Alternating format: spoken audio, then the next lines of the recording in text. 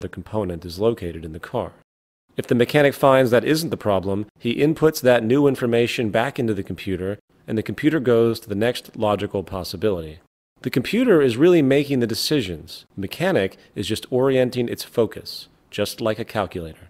The bottom line is that there is really no area of human operation that cannot be extremely perfected by delegating decision-making processes to computer intelligence. The fact is, the only thing that now separates us from machines on a cognitive, utilitarian level is our ability to create complex associations in our mind. No computer today has yet to respond effectively to being asked a complex question in the English language or any language. It requires that the language be transformed into one that it is programmed to understand, such as mathematics. However, new technological fields, such as artificial intelligence, are beginning to grow with incredible possibilities for this kind of awareness. In time, complex thought processes once thought could only be accomplished by the human mind will eventually be achieved by computers. With this understood, we will now describe how this new possibility of delegating labor and decision-making to a multifaceted, highly efficient computerized system is what will constitute the replacement of the institution we know of as traditional government. In the words of Dr. Ralph Linton, the tremendous and still accelerating development of science and technology has not been accompanied by an equal development in social, economic, and political patterns. It is safe to predict that such social inventions as modern-type capitalism, fascism, and communism will be regarded as primitive experiments directed toward the adjustment of modern society to modern methods. First of all, government as we know it is a byproduct of environmental scarcity. They are really monetary system creations. Sadly, due to the very nature of their power, history is one constant chain of governmental corruption, from the genocidal slaughter of peoples in opposing nations to the deliberate oppression of a country's own people in order to maintain the established order. Now, government decisions today are based on self-interest, just like the corporations. There will never be such a thing as an ethical government as long as money can be used to influence the decisions of political participants. When we understand that everything in regard to social organization is a technical process, we then see that there is little reason for traditional opinions in the solving of any problem. If a person reads one page of a book and closes it, he or she can easily have an opinion on that book as a whole. If another reads the whole book, they might also have an opinion. Whose opinion would you value more, the person who read the full book or the person who only read one page? In other words, the more information taken into account in the process of decision-making, the more accurate that decision will be. As discussed earlier, computers can now access trillions of bits of information a second across vast informational databases, and compute output results near the speed of light. The transfer of decision-making to computers is the next phase of social evolution.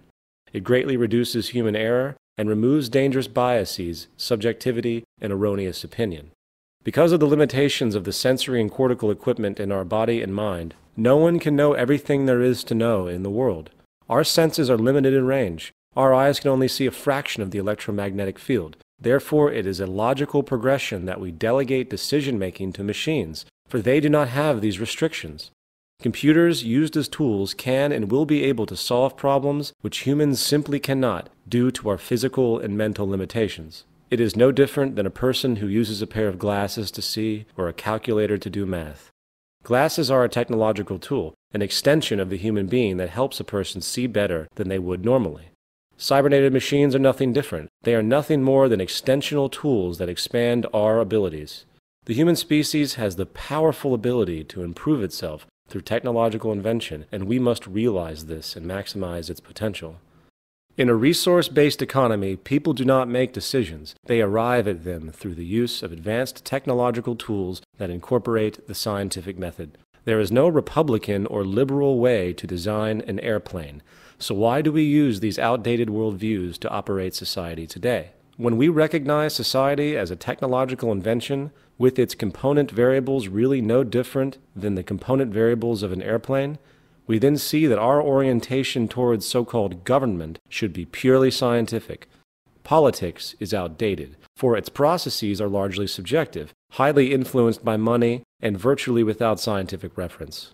Government and the concept of the state will eventually be outgrown entirely and replaced by an objective system of global resource management and technological organization. Government thus becomes a cyberneted system, which is intimately combined with industry and is only responsible for the production and distribution of goods, along with resource and environmental management. Generally speaking, the components of this new system would be as follows. 1. A central computerized database containing catalogs of every known material and every known technical understanding. As noted previously, computers have the ability to catalog information and logically compute it on a scale much larger than any human can. As stated before, the most efficient decisions we can make are decisions that take into account all known relevant variables. Only computers will be able to handle the integration of all known earthly knowledge and come up with decisions that will be logically based on the full known range of data. Just as with our previous example of our car mechanic who had his tailored database program for solving mechanical problems, this central computerized database contains all known knowledge ranging from the properties, combinations, and applications of every element on the periodic table to the complete known history of technological invention. Once the associative system emerges, which will allow computers to contextually cross-relate all the known disciplines, we will have at our grasp a tool of immeasurable possibilities. For the new method of problem-solving and invention will be an interaction with this database program. In fact, it will likely come in the form of a simple website on the internet. You would pose a problem or question to the database, and it will give the best feedback that is possible based on the current state of knowledge at that period in time. It is no different than interfacing with a calculator, but this new calculator has a powerful associative system and an extensive database of knowledge that can not just understand and compute math. It can integrate physics, biology, astronomy, and every field of science into a concentrated tool.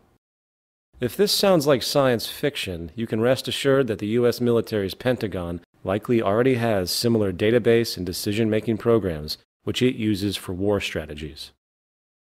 However, in order for this system to be effective, it must also have real-time feedback input from the planet in order to understand what resources we have so we can account for dynamic equilibrium.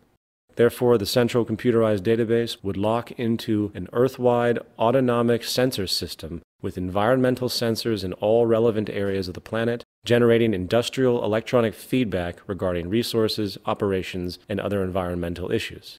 This holistic system keeps track of all the resources on the planet while also monitoring the Earth for environmental disturbances which humanity should be alerted to.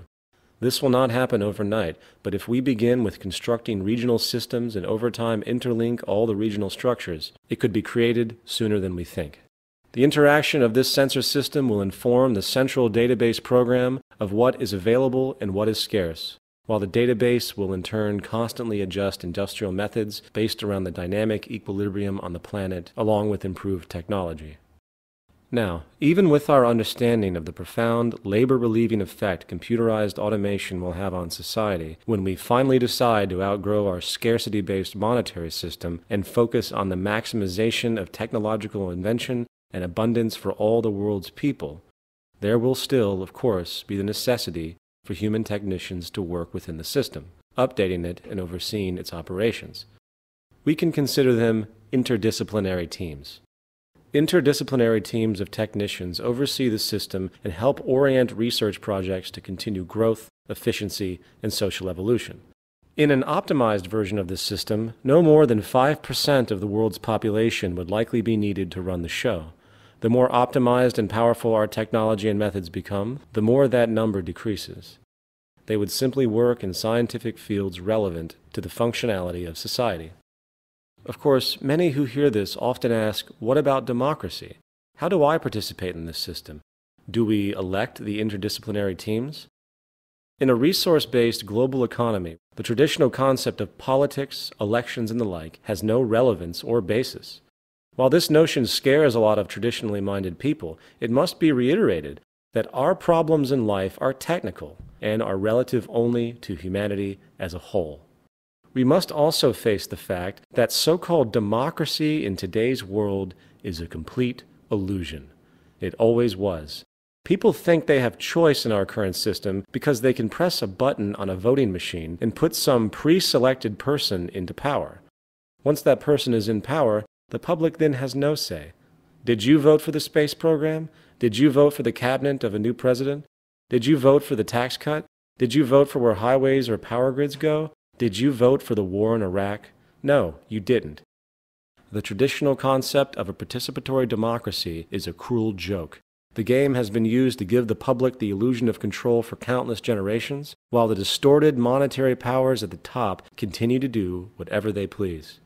There never was a true democracy in any country in history, and there never will be as long as the monetary system is in operation and scarcity is perpetuated. So then, how would a person participate within a resource-based economy? Well, how would you define participation? True participation in society would entail understanding how society technically works,